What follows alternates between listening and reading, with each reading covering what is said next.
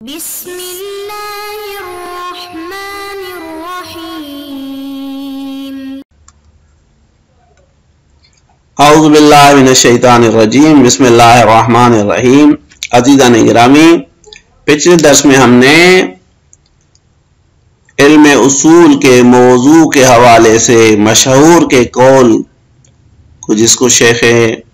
انصاری نے توجیہ کی تھی، اس کے رد کو پڑھا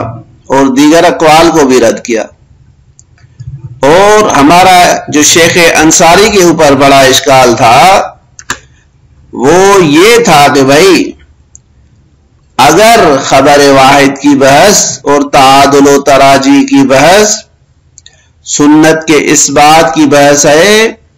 تو اس صورت میں یہ بحث مبادئ سنت میں سے حساب ہوگی، عوارض سنت میں سے حساب نہیں ہوگی، کیونکہ اس بات سنت کی بحث مفاد کانہ تامہ ہے، جبکہ عوارض کی بحث مفاد کانہ ناقص۔ آپ کو ایسی توجیہ بیان کرنی چاہیے کہ جو مفاد کانہ ناقصہ ہو۔ لہذا اس موقع پہ لا یقال کے ذریعے سے کسی عالم نے ان کی اس توجیہ کو اس طرح سے زیادہ توجیہ کرنا چاہا ہے کہ بھائی جب اس بات سنت کی بحث ہے تو وہاں پہ بھی حقیقت میں کانہ ناقصہ کے مفاد کی بحث اور اس کی بحث عوارض تعبدیہ میں حساب ہوگی، عوارض ذاتیہ میں حساب ہوگی، اور اس بات سنت مبادی میں سے حساب نہیں ہوگی۔ اس توجیہ کا خلاصہ جو لا یقال کے ذریعے سے مصنف یہاں پہ ذکر کرنا چاہ رہے ہیں وہ یہ ہوگا کہ بھائی ثبوت کی دو قسمیں ہیں، یا ثبوت جو ہے وہ واقعی ہے یا ثبوت جو ہے وہ تعبدی ہے۔ اگر ثبوت واقعی ہو تو اس صورت میں جو یہ بحث ہم خبر واحد اور تعارض و تعادل کی بحث کر رہے ہیں، ہم تعادل و تراجی کی بحث، ان کے مطابق آپ کی بات صحیح ہے کہ یہ بحث عوارض سنت میں سے نہیں ہوگی، لیکن اگر ثبوت تعبدی کو اس بات کیا جائے تو یہ بحث عوارض میں سے ہوگی۔ اب اس سے پہلے کہ ہم اس کو ثابت کریں کہ یہ کس طرح سے عوارض میں سے ہوگی یا نہیں ہوگی، خود ثبوت کے بحث کو اور ثبوت واقعی کس کو کہتے ہیں اور ثبوت تعبدی کس کو کہتے ہیں اس کو سمجھنے کی ضرورت ہے۔ لہذا ہم ثبوت کی تعریف کرتے ہیں کہ ثبوت واقعی کیا ہے۔ ثبوت واقعی سے ہماری مراد خود قول مصنف، فعل مصنف اور تقریر مصنف کا معصوم کا وجود ہے، یعنی معصوم علیہ السلام کے قول کا وجود جو خارج میں حقیقت قول معصوم ہو وہ اس کا ثبوت واقعی ہے، جو فعل معصوم ہو وہ اس فعل کا خارج میں جو وجود ہے وہ اس کا ثبوت واقعی ہے، اور تقریر معصوم جو ہے وہ خود ثبوت واقعی ہے، لہذا ثبوت واقعی ہوگا یہ۔ جبکہ ثبوت تعبدی جو ہے وہ خود فعل قول و تقریر معصوم کا اس بات نہیں ہے یا اس کا وجود نہیں ہے، بلکہ جواز تعبد اور مشروعیت عمل، یعنی عمل کے جائز ہونے کو ثابت کرنا ہے قول معصوم، فعل معصوم اور تقریر معصوم کے مطابق۔ اب لا یقال کے ذریعے سے جو توجیہ کی جا رہی ہے وہ یہ ہے کہ بھائی اگر سنت سے مراد ثبوت واقعی ہو کہ بھائی جب خبر واحد میں بحث کرتے ہیں تو قول معصوم کو ثابت کیا جا رہا ہے، فعل معصوم کو اور تقریر معصوم کو بالحقیقت معصوم کے قول کو ثابت کیا جا رہا ہے، تو یہ واقعاً ایک بحث جو ہے یہ ثبوت واقعی کی بحث اس بات سنت کی بحث ہے، اور یہ مفاد کانہ ناقصہ ہوگا اور مفاد کانہ تامہ ہوگا۔ لیکن اگر مراد ثبوت تعبدی ہے، یعنی ہم چاہ رہے ہیں کہ بھائی اس روایت کے مطابق کہ جو قول معصوم کو ثابت کرتی ہے یا فعل معصوم کو ثابت کرتی ہے، مثال کے طور پہ زرارہ نے کہا کہ امام نے اس طرح سے فرمایا ہے، اس کے مطابق اگر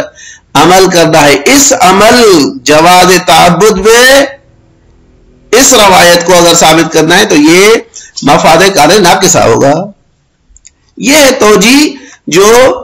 اس طرح سے، کیونکہ جواز عمل ہے، بھائی ایک چیز موجود ہے، آیا اس کے اوپر عمل کرنا جائز ہے یا نہیں جائز نہیں ہے، یہ اس کے عوارض میں سے بحث ہو جائے گی. مصنف فرماتے ہیں کہ آپ کی بات صحیح ہے کہ اگر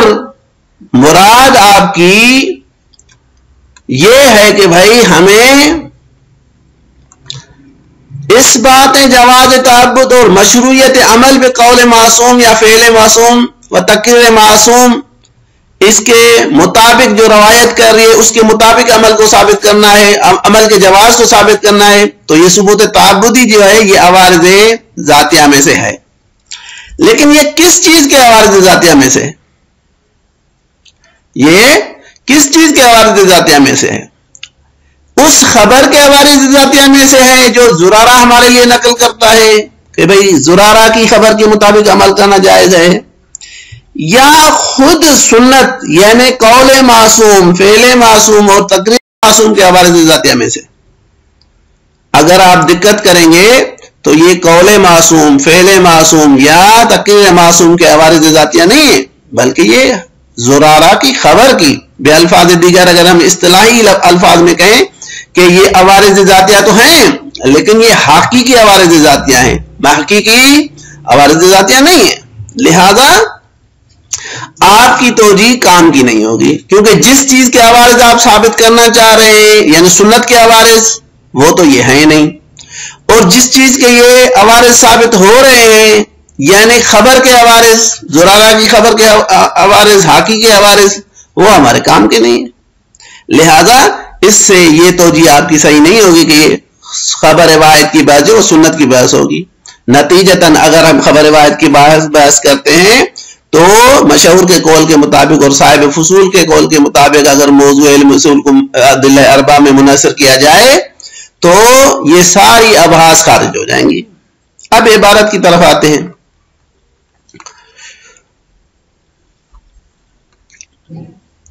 فرماتے ہیں لا یقال، یہ نہیں کہا جائے گا کہ ھذا فی الثبوت الواقعی، کہ آپ کا جو اشکال ہے شیخ انصاری کے اوپر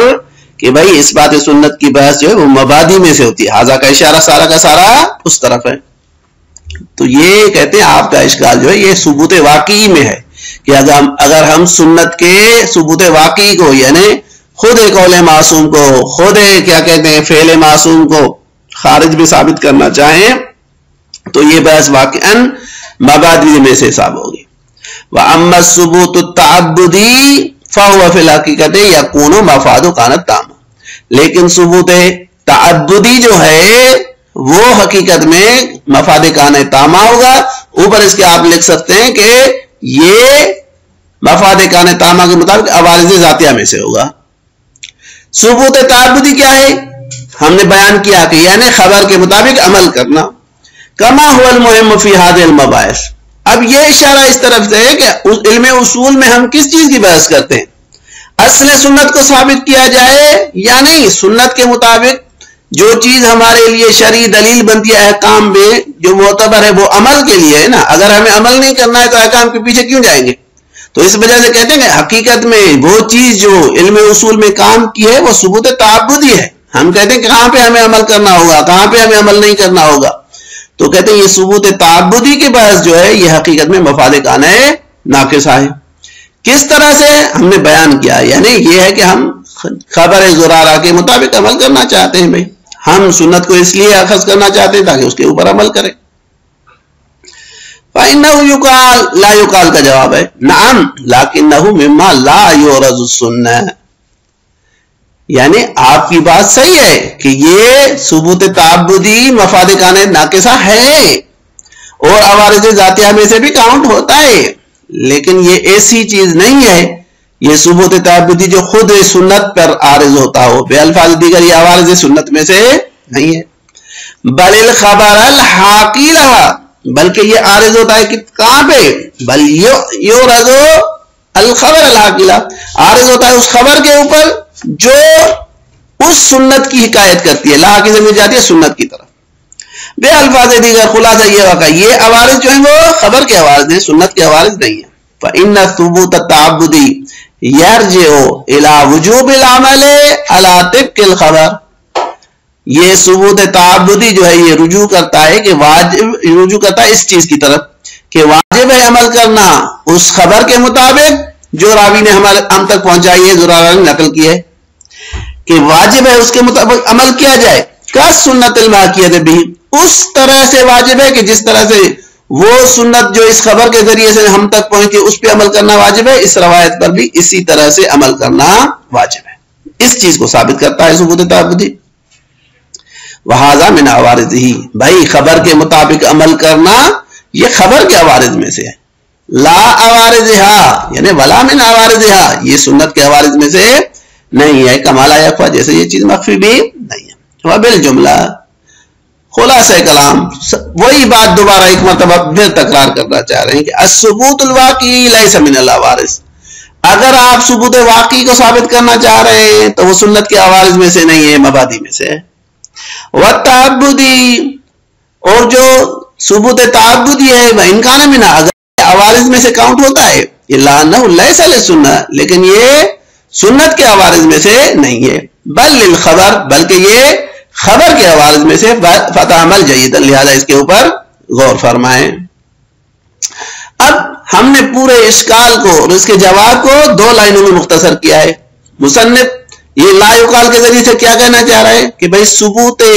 ताबुदी जो सुन्नत का है वो काने नाकिसा का मफाद है, लिहाजा इससे बहस जो है वो सुन्नत के अवारिज़ में से बहस, अवारिज़ ज़ातिया में से बहस होगी। मुसन्निफ का जवाब यह है कि ये अवारिज़ सुन्नत में से नहीं है बल्कि खबर के रावी या खबर के अवारिज़ में से है, उससे बहस जो है वो सुन्नत के अवारिज़ के जुमरे में नहीं आती। ये सब के सब जो अब तक बहस हुई थी कि भाई अगर मौजू अदिल अरबा हो तो वो उसकी बिना पे बहुत सारे मसाइल जो है वो इल्म उसूल से खारिज हो जाएंगे, ये सारी की सारी सुन्नत की पहली तफसीर के मुताबिक थी जो हमने पिछले दर्स में जिक्र की। हमने कहा था कि सुन्नत की 2 तफसीरें हैं, एक ये है कि महकियान हो, महकी जो है यानी जो चीज हम तक पहुंचती है वो कौल मासूम, फेल मासूम और तक़रीर मासूम है। दूसरी तफसीर हमने ये कहा था कि सुन्नत से मुराद हाकी बे इजाफे या प्लस जो है वो महकियान हो, यानी हाकी भी है महकी भी है, यानी खुद वो खबर भी सुन्नत में शामिल आती है। उस सुन्नत का उन्वान हमने आम कर दिया था। तो अगर पहली तोजी को माने तो वाज़ेह हो गया कि भाई ये सारे मसाइल खारिज हो जाएंगे। अब दूसरी तोजी के ऊपर आते हैं और फरमाते हैं कि अगर सुन्नत से मुराद महकी भी हो और हाकी भी हो तो फिर क्या उस सूरत में भी ये मबाइस खारिज हो जाएंगे? कहते हैं हाँ, वहां पे ये मबाइस खबर वाहिद की बहस या तादुल तराजी की बहस ये तो शामिल हो जाती है, लेकिन दूसरी चीजें जो है ना वो खारिज हो जाती हैं। लिहाजा हमने इसको कहा कि अगर इस तफसीर को यानी दूसरी तफसीर के मुताबिक अगरचे खबर वाहिद ज़वाहिर कुरानी और तादुल की बहस अवारिज़ ज़ातिया में से हो जाती है, लेकिन बहुत से दीगर मसाइल जैसे मबाहिस अल्फाज, मबाहिस अक़लिया और वगैरह जो उसूल इल्म उसूल के दूसरे जो मबाहिस हैं वो जो है वो खारिज हो जाएंगे, जबकि मुसल्लमन वो चीज इल्म उसूल के मबाहिस में शामिल है। अब ये इबारत हम हल करें, उसके बाद मुअय्यद की तरफ आते हैं। लिहाजा फरमाते हैं अम्मा इज़ा कान अल मुरादो मिन अस्सुन्नति मा यउम्मु हिकायता। इस अम्मा को समझने के लिए पहले जो हमने पहली इबारत पढ़ी वहां पे गौर फरमाएं कि हमने यहां कहा था कि वह वाजिह लौ कान अल मुराद बिस्सुन्नति मिनहा हुवा नफ्सु कौलिल मासूम। इस लौ कान अल मुराद के ऊपर ये अभी जो हम इबारत पढ़ रहे हैं ये उसके ऊपर अत्फ है कि भाई अगर सुन्नत से मुराद खुद कौल मासूम, फेल मासूम व तक़रीर मासूम हो तो हमने इस पूरी बहस में बयान किया कि ये खारिज हो जाएंगी, उसमें खुद खबर वाहिद की बहस ही खारिज हो जाएगी, दीगर आवाज तो खारिज है। लेकिन अगर सुन्नत से मुराद खुद हाकी और हाकी को भी लिया जाए यानी उस खबर को भी लिया जाए कि जो हिकायत सुन्नत की करती है वो भी हम कहेंगे वो भी सुन्नत के दायरे में आती है, उस सूरत में भी हम कहते हैं कि अगर मौजू को अदिल अरबा में मुनसर किया जाए तो बहुत सारे मबाइस खारिज होंगे। कैसे बयान फरमा रहे हैं कि फले अन्नल बहस फी तिलकल मबाइस, भाई उस बुनियाद पे हम कहते हैं कि उस सूरत में इन मबाहिस में जो बहस है वह इनकाना अहवाल सुन्नत। अब तिलका का इशारा कहां है? तिलका का इशारा खबर वाहिद की तरफ है, مباحث تعادل و تراجی کی طرف ہے، ظواہر قرآنی کی طرف ہے کہ بھائی وہ جو مباحث ہیں وہ تو جو ہیں وَإِنْ كَانَ عَنْ أَحْوَالِ السُّنَّةِ، یہ مباحث اگرچہ احوال سنت میں سے حساب ہو جائیں گے، بہذا اس دوسری تفسیر کے مطابق، کیونکہ بھائی جب حاکی کے عوارض ہم نے پچھلے لا یقال کے ذریعے بیان کیا کہ یہ عوارض خبر میں سے، اب خبر بھی ہوگی سنت تو اس کے عوارض بھی سنت کے عوارض ہو جائیں گے اس دوسری معنی کے مطابق، یہاں تک تو مسئلہ صحیح ہو جائے گا، لیکن الا ان الباس فی غیر واحد من مسائلها، بلکہ بہت سارے دیگر جو مسائل ہیں، یعنی فی غیر واحد، اب ہم نے پہلے بھی آپ کو بیان کیا تھا غیر واحد یعنی بہت سارے مسائل، یہ ایک اصطلاح ہے عربی کی کہ اگرچہ یہ مباحث تلک المباحث کے ضمن میں جو بحث آتی ہیں وہ تو شامل ہو جائیں گی سنت میں، لیکن علم اصول کے مسائلها یعنی من مسائل السنہ یا مسائل علم اصول، الا ان الباس فی غیر واحد من مسائلها، بھائی بہت سارے جو مسائل ہیں ان کے جو وہ ابحاث جو ہیں وہ بحث کا مباحث الالفاظ، جس طرح سے مباحث الفاظ ہیں، بھائی امر کی بحث، نواہی کی بحث، یہ بھی علم اصول میں ہوتی ہے نا، یہ جو سنت سے مربوطہ بحث ہیں، یعنی مسائل کی ضمیر آپ ادلہ اربعہ کی طرف پلٹا سکتے ہیں کہ ادلہ اربعہ کے دیگر جو مسائل ہیں ان کے جو بہت سارے ابحاث ہیں کمباحث الالفاظ، جیسے الفاظ کی بحث ہے، بھائی اوامر کی بحث ہو گئی، نواہی کی بحث ہو گئی، وجملۃ من غیرها، کچھ اس کے مباحث مسائل کے علاوہ دیگر ابحاث جو ہیں، جیسے جو علوم عقلیہ کے اعتبار سے یا مسائل عقلیہ کے عنوان سے جو اصول میں بطرح ہوتی ہے، حسن و قبح ذاتی ہے، مستقلات عقلیہ، غیر مستقلات عقلیہ، یہ جو بحثیں ہیں لا یخص الادلہ، بھائی یہ ساری کی ساری بحثیں ادلہ اربعہ کے ساتھ تو منحصر نہیں ہے۔ ہم جب کہتے ہیں امر کی بحث میں کہ بھائی امر اس چیز کے اوپر دلالت کرتا ہے تو یہ بحث فقط امر کے لیے تو منحصر نہیں ہے، سنت کے لیے تو منحصر نہیں ہے، قرآن کی بحث کے لیے منحصر نہیں ہے، یہ تو دیگر چیزوں کے اوپر بھی آتا ہے، لہذا کہتے ہیں یہ جو مسائل ہیں، یہ مباحث جو ہیں یہ مطلق ہو جائیں گے، اور اس صورت میں یہ انحصار پیدا نہیں کریں گے علم اصول کے ساتھ، لا یخص الادلہ، یہ ابحاث مخصوص نہیں ہے ادلہ اربعہ کے ساتھ، بل یم غیرہا، بلکہ یہ ادلہ اربعہ کو بھی شامل ہیں اور غیر ادلہ اربعہ کو بھی شامل ہیں۔ اب نتیجہ کیا ہوگا؟ اگر غیر ادلہ اربعہ کو بھی شامل ہیں تو آپ کس طرح سے کہہ سکتے ہیں کہ علم اصول کا موضوع فقط ادلہ اربعہ ہے؟ لہذا عموم جو ہے یہ تقاضا کرتا ہے کہ علم اصول کا موضوع بھی عام ہونا چاہیے۔ اب یہاں پہ کوئی اعتراض کر سکتا ہے بھئی اگر ہم الفاظ سے بحث کرتے ہیں یا اطلاق و تقیید سے بحث کرتے ہیں یا مستلزمات عقلیہ سے بحث کرتے ہیں تو حقیقت میں تو ہدف ان سے سنت کا جاننا ہے یا قرآن کا جاننا ہے، کہتے ہیں وہ اپنی جگہ پہ آپ کی بات درست ہے، لیکن رہا مسئلہ کہ یہ سبب نہیں بنتا کہ ہم علم اصول کے موضوع کو تخصیص دیں، لہذا فرماتے ہیں وَإِنْ كَانَ الْمُهِمُّ مَعْرِفَةُ أَحْوَالِ خُصُوصِهَا، اگرچہ ان ابحاث کا اصل ہدف جو ہے، مہم جو ہے ان میں سے وہ سنت کے یا ادلہ اربعہ کے احوال کو جاننا ہے، لیکن اس میں منحصر نہیں کر سکتے، کما لا یخفی، جس طرح سے یہ چیز واضح مخفی نہیں ہے، واضح ہے۔ یؤید ذالک تعریف الاصول، اس کے ذریعے سے کہنا چاہ رہا ہے کہ بھئی ہم کہتے ہیں، ہم نے جو کہا تھا کہ موضوع علم اصول فقط ادلہ اربعہ میں منحصر نہیں ہے، کہتے اس کی تائید کرتی ہے کہ جو علم اصول کی تعریف کی گئی ہے۔ اب یہاں پہ دو تعریفیں ذکر کی ہیں مصنف نے، دونوں تعریفوں کے مطابق علم اصول کے موضوع کو ہم ادلہ اربعہ میں مخصوص نہیں کر سکتے، لہذا سب سے پہلے تو یؤیدوں کو جاننا چاہیے بھائی کہ علم اصول کی جو تعریف ہے وہ بتاتی ہے کہ یہ سارے ابحاث بھی جو ہیں یعنی الفاظ کی، اور وہ منحصر نہیں ہے یہ ابحاث جو ہیں علم اصول کی وہ فقط ادلہ اربعہ میں، بلکہ ہر وہ چیز جو استنباط احکام میں دخیل ہے وہ موضوع علم اصول ہے، چاہے ادلہ اربعہ میں سے ہو جیسے ہم نے خبر واحد کی بحث بیان کی، چاہے ادلہ اربعہ میں سے نہ ہو جیسے مباحث الفاظ یا حسن و قبح عقلی کو ہم نے بحث کیا۔ لہذا پہلے ہم ان دو تعریفوں کو پڑھ لیتے ہیں، ہم نے ان دو تعریفوں کو جدا کیا۔ تعریف مشہور کیا ہے؟ العلم بالقواعد الممحدہ یا ممحدہ لاستنباط الاحکام الشرعیہ، کہ ایسے قواعد کا علم جن کو آمادہ کیا گیا ہے، تیار کیا گیا ہے تاکہ احکام شریعہ کو استنباط کیا جا سکے، یا الٹا ترجمہ کریں کہ احکام شریعہ کے استنباط کے لیے جن قواعد کو آمادہ کیا گیا ہے ان کا علم، یہ ہے علم اصول کی تعریف۔ دوسری تعریف جو مصنف نے بتائی ہے وہ یہ کہ صناعت یعرف بها القواعد، ایسا فن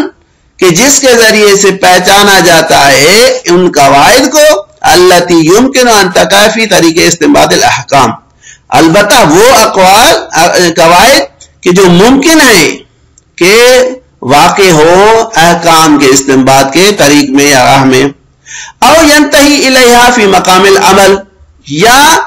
طریق استنباط احکام میں نہیں ہوتا لیکن ان قواعد تک یتہا الیہا پڑھیں اس کو، فی مقام العمل، مقام عمل تک میں ان تک ہی پہنچا جا سکتا ہے، یعنی آخری راہ چارہ جو ہوتے ہیں وہ یہی ہوتے ہیں۔ تو یہ دونوں تعریف کیا بتائیے؟ اب دیکھیں ان دونوں تعریف میں قواعد بالخصوص دوسری تعریف میں یمکن، یعنی لازمی نہیں ہے ایک چیز ہمیشہ ادلہ ارباب وہ ہے کہ جن کے بارے میں ہمیں یقین ہے کہ وہ استنباط احکام میں آتے ہیں، لیکن قواعد ایک عام عنوان ہے جو ادلہ اربع کو بھی شامل ہوتا ہے، دوسروں کو بھی شامل ہوتا ہے، چاہے وہ طریق استنباط میں واقع ہو چاہے نہ ہو، ممکن ہے اگر امکان ہے تو ہم ان سے بحث کریں گے۔ بس دونوں تعریفوں کے مطابق یہ پتہ چلتا ہے کہ علم اصول کا موضوع منحصر نہیں ہے۔